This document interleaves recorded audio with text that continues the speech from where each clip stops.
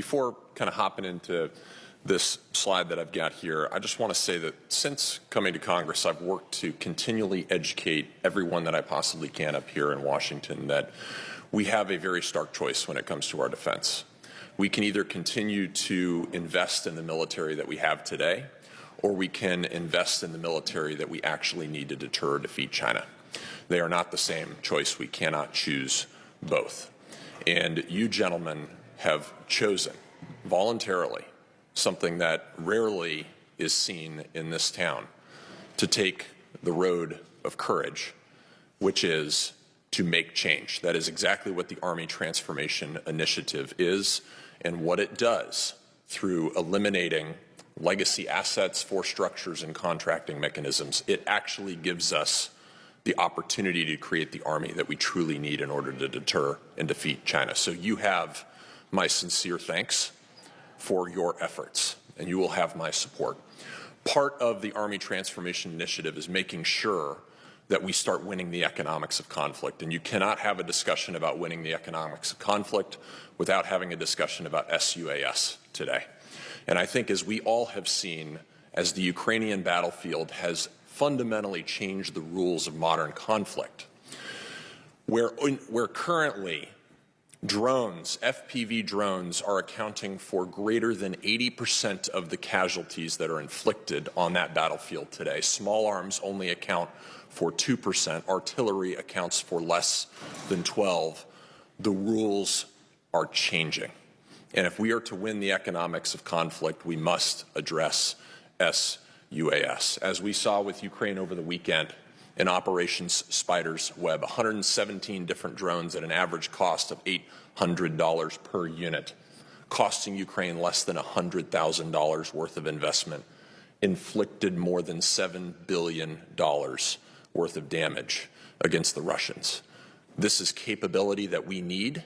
It is also capability we need to defend against, and we have neither at scale right now. We know that we are significantly behind both our adversaries and our allies in our ability to produce SUAS at scale. Last year, China spent $29.4 billion on drones, with some experts estimating that their production volumes and capacities may exceed 500,000 units per month. Last year, the Ukrainians produced 4 million SUAS units and are on track to produce over 5 million units this year. The Russians are on track to produce similar numbers.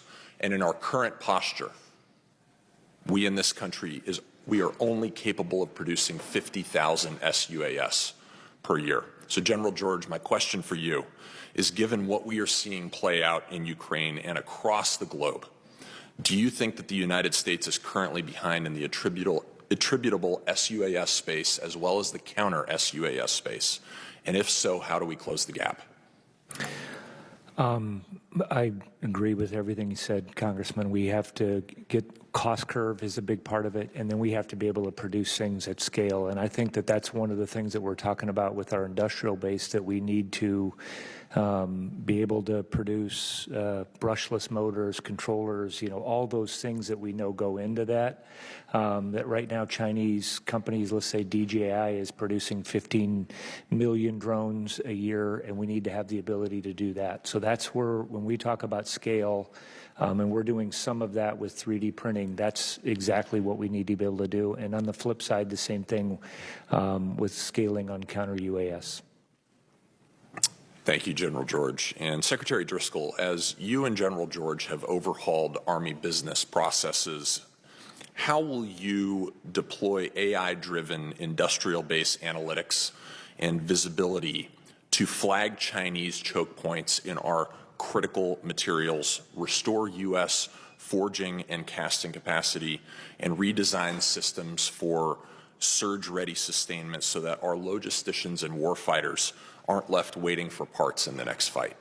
Congressman, this is an incredibly important topic, and much like many of our answers, the solution exists already in the commercial space, and we have done a poor job of integrating that into our systems, and we are actively working on it and hoping to be able to announce a solution in the coming weeks or months. Thank you, gentlemen. Mr. Chairman, I yield back.